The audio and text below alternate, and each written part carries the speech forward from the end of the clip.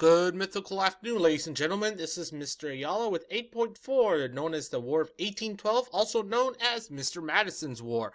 As always, please make sure that you're listening and paying attention to the whole video, and that you're writing down the notes so that you can be prepared for the next test, which will be coming up soon. Anyway, 8.4, the War of 1812, aka Mr. Madison's War. So the objectives really have one major objective, to be able to explain the course and consequences of the War of 1812. So what happened during it, and what were the important effects of it? Really about it. A lot of information, not very many objectives. So the war began, aka the course. So Britain does not want war with the United States because it is already at war with France, and what's kind of interesting is when we delivered the message, we actually didn't know that we declared war until after the war's already started. Kind of a major issue for us. So we have two phases. 1812 phases, my bad. We have 1812 to 1814, which is when Britain concentrates on France and blockades the United States coast. So more or less they're busy with Napoleon. We're kind of a bit of the sideshow. On April 14th to December 1814, France has been defeated under the Napoleonic Wars, so Britain can now put its full force on the United States, which will be bad for us. So when the war began, the United States was extremely weak. We had 16 ships in our navy and about 7,000 men, while Britain had the largest navy in the world and one of the largest armies in the world. So phase one, though the United States Navy was extremely small, we were really good at it, at fighting at sea. So the Battle of Lake Erie, we have a small fleet on Lake Erie, and was commanded by a guy who I think has the most awesome name. His name's Oliver Hazard Perry, really action hero name. In September 1813, Britain attacks the United States on Lake Erie. We weren't ready, but we did win. At the end of the battle, Perry states, "We have met the enemy and they are ours." This is one of the most important quotes in naval history. Go figure. From there, General Harrison, who is in Indiana, gets the message and moves troops into the northwestern area where Tecumseh and the Native Americans are hiding. At the Battle of the Thames, General Harrison wins, kills Tecumseh, and the Northwest is now safe from Britain and the Native Americans. So we pretty much brush off the Native Americans pretty quickly, which is something we've been wanting to do for a while in that area. Then we get to phase two. April 1814, Napoleon is defeated by the British and their allies at the Battle of Waterloo.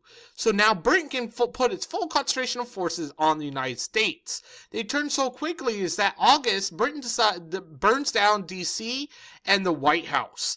But meanwhile, while James Madison's fleeing and Congress is fleeing, Dolly Madison, the First Lady, saves many national treasures, including a portrait of George Washington and the Declaration of Independence during this burning of our capital. So she runs around in her nightgown and with a stage chorus, running around picking up things as they're being torched by the British, while her husband is away trying to do something else. Kind of interesting. One of those awesome women of history that we sadly don't get to talk too much about.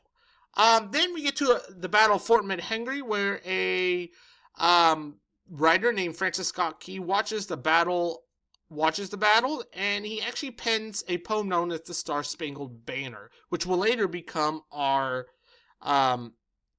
national anthem. So Britain ends up trying to attack us by crossing Lake Champlain to cut off New England from the rest of the states, just like what they wanted to do during the American Revolution, and that also fails. So the Treaty of Ghent was signed on December 24th, 1814, and the War of 1812 ends. This was not the only real major thing that happened during this war was that we defeated Tecumseh and we lose the White House and D.C.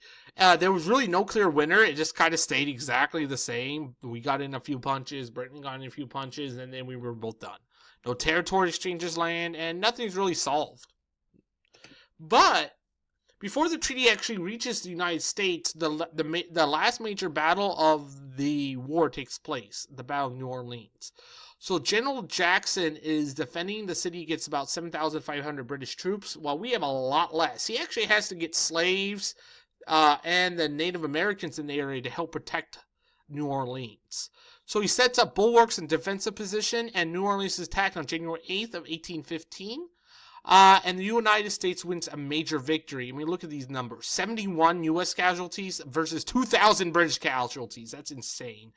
And Andrew Jackson becomes a war hero. Even though the war is more or less done and it was actually the treaty was on its way, it was coming over the Atlantic Ocean, Jackson becomes a war hero.